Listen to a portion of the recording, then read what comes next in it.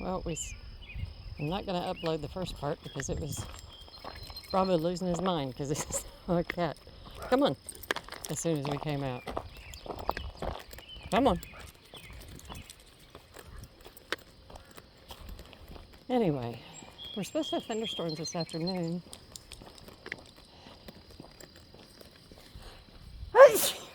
Oh.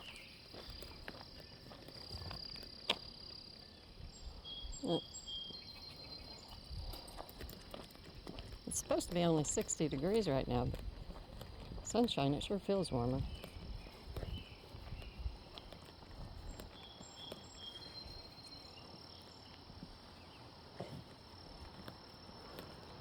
Oh.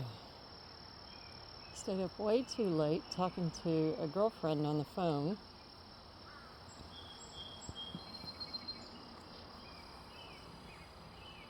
But she is one of my favorite humans, and I think she needed to talk.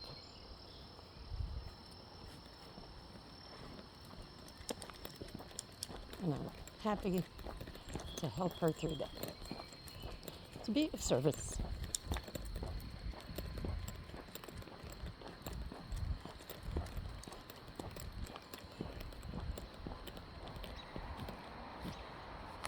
But anyway, stayed up way too late.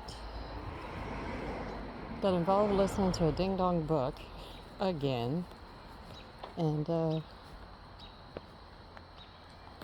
Mr. B, are you okay? Yeah, we weren't going to let the ants eat it alive. Eating it's one thing, but ending suffering is another. Even for a bumblebee.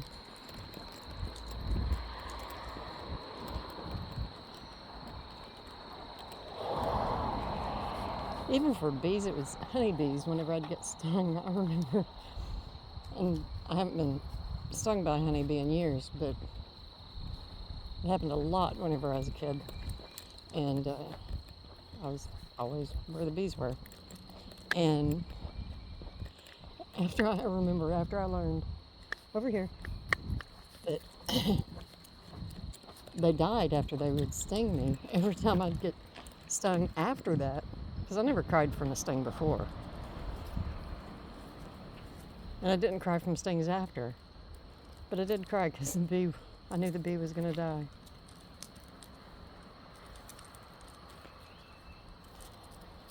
And eventually I started killing the bees, which I'd never done before.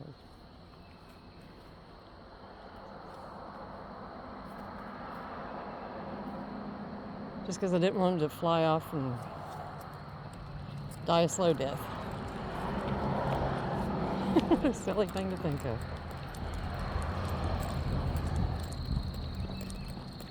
Maybe not too silly, because our afternoon walks over in a field, and I go over there in short pants, loose pants like these, and dresses and stuff, sundresses. And every time I do, because the clover's just the right height, it's like, oh, bees, I wish you no harm, but oh, good heavens, don't go up my dress. Don't go up my pant leg. Because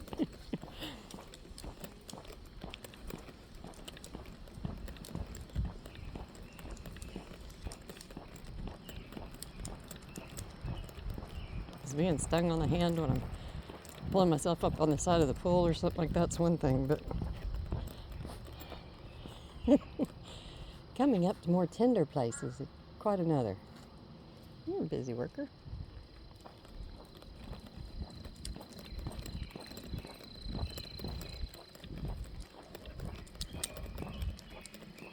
Yeah, I think there's a lot of ways that I'm far more of a candy ass than I used to be. Like whenever I had almost knocked myself out hitting my head a couple of months ago, whenever I had roof damage. Anyway, I was up in an unfamiliar area upstairs. It was like, oh my God, I forgot how damn much hitting my head hurt. It's funny. Nope. There you go.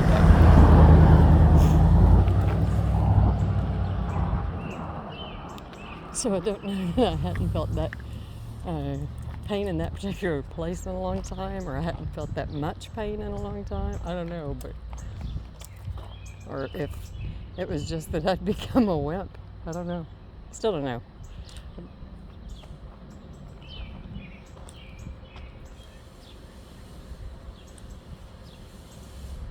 You got fuzz on your ear, Bravo. Dandelion fuzz. You're a dandelion baby. My little black fairy.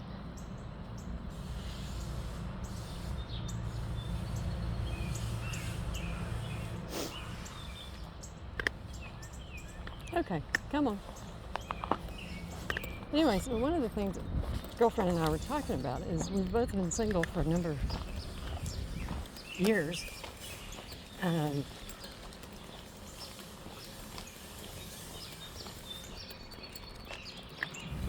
she asked me something that I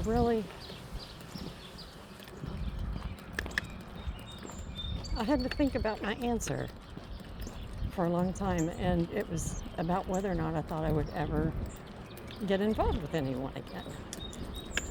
And I guess the reason why it took me a while to answer was we had just been on the topic of, hold on. Okay, come on. We've both had experiences, very rare, I think. I don't know. I know rare for she and I. But anyway, very rare things where just upon immediate, casual, maybe not even conversational interactions with certain people, feeling like know them and have always known them. And so anyway, we had just been talking about that earlier in the conversation. And then the topic about, it's not a single topic, but anyway, we're talking about dating and sex and relationships and everything under the sun. And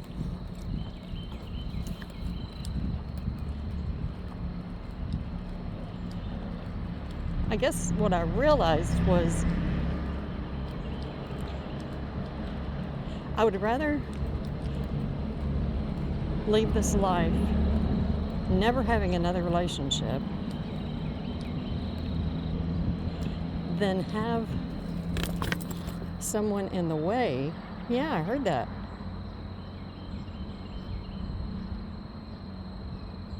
That prevents, come on, the possibility, come on now, let's go. I heard it too, but you didn't even see anything. I think seeing that cat got you all worked up. Yeah. Started the walk at a fever pitch. But anyway, that, because I would never, yeah, not a cheater. And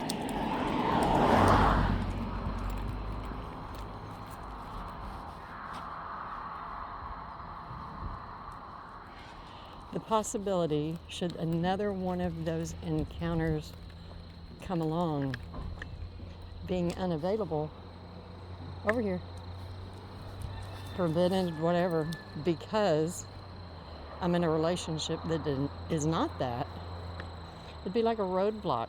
It's like automatically cutting off. I get, now that I've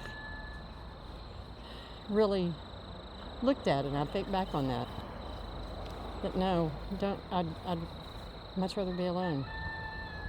Yeah, cutie.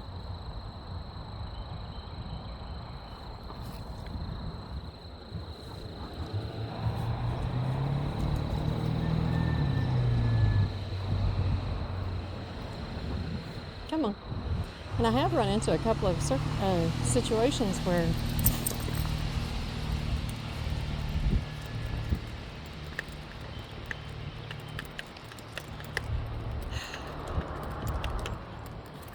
so far it's only been men expecting me to, or expecting of me an accounting of why I'm not interested, or of my time, or of whatever. And I swear I know in my bones that one of those people that I've had that soul level knowing with would never ask me such a thing any more so than I've ever asked anyone, because I don't. Now, it's a totally different story if somebody tells me they're going to be meeting me at a particular time or whatever, and then they're, yeah. I kind of go ape kadoozy about late people, and it's it's so insulting. It's like, you have stolen part of my life from me because I set part of my life aside for you, and you're not here.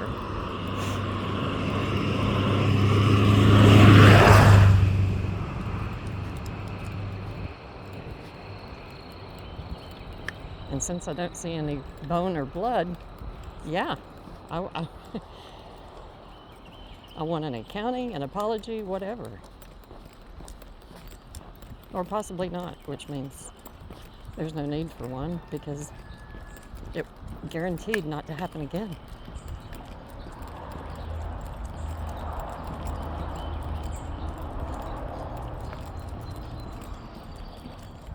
So yeah, I don't know why people have, and that's not about me wanting a claim over someone else's life or time.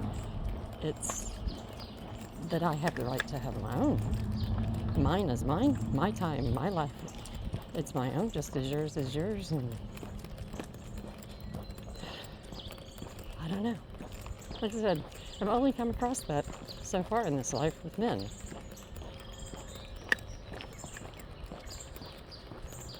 Interesting. Oh, you surprised me, Bravo. I really thought you were going to get up there. Come on, further down, further down. We don't want to stop that close to the bridge.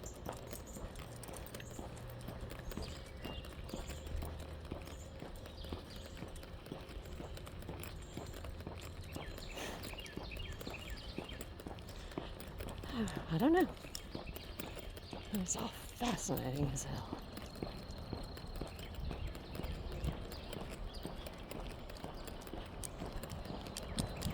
Come on, no. Bravo's looking for Stripe. Saw Stripe first thing. I believe so. Well, I think we're supposed to have storms this afternoon. I agree. Bravo, come on. Come on. Come on, let's go. Bravo, let's go. He doesn't have the cat under his arm.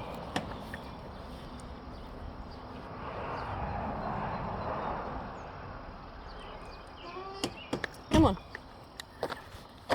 But yeah, she's one of my friends that it's been a lot of fun. She's getting a kick out of me with my smut books that I've been enjoying. As a friend does. She's like, just happy that I'm enjoying something. Doesn't matter whether or not we like the same thing. There are some things we both do like. One of them is we're both big foodies. And no, I don't have any kind of, I don't claim to have any kind of developed elitist palate. And nonetheless, I know whenever food has been prepared correctly and has a depth of flavor and combinations that I'll like or I don't. And so anyway, so that's one thing that we share. Not necessarily the same taste, but that we both appreciate good food. And so he was mentioning this thing, and it's over here. She had learned about a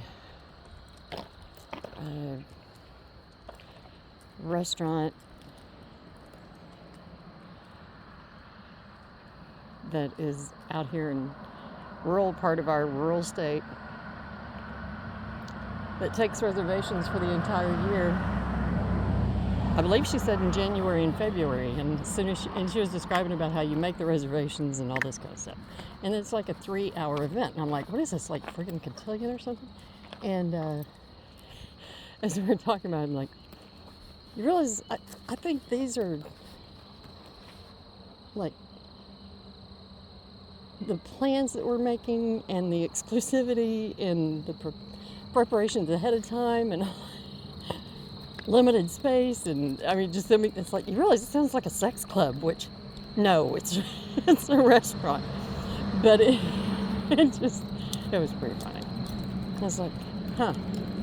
And then I came across one of her friends' social media. She had told me go look at this person's social media stuff, and it was so hilarious because sure enough, there's this video, because I'm making this correlation between sex clubs and very limited spaces for this food experience, because that's what it sounds like. It sounds like an experience, not just eating.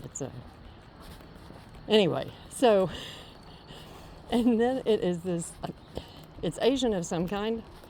I think it was in Japan, but I didn't look very closely. Come on.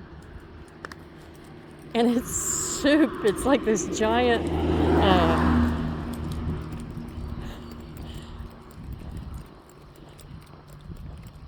this huge vat of soup that humans are in, basically as a hot tub. I mean, you're bathing with food, and of course I'm thinking a long peg. And so, I don't know, the whole thing, it was no wonder the conversation went on for almost 4 hours over here. And one of the reasons why I so enjoy talking with her is because there is no telling where. She's such an interesting person that it is fun. It's like getting in the car and road tripping without a destination and not taking a map. Just driving and getting to an intersection going, you want to go left or right? Bravo, come on now. Come on. I know, you're still sniffing for that cat. And I love it, but it does take a while. Well, because part of it usually ends up with us laughing a lot, which is just good for the soul. And it's got to be good for the abs. Isn't that right, Bravo? Okay, we're going in. Come on. I don't even see Smudge waiting for you.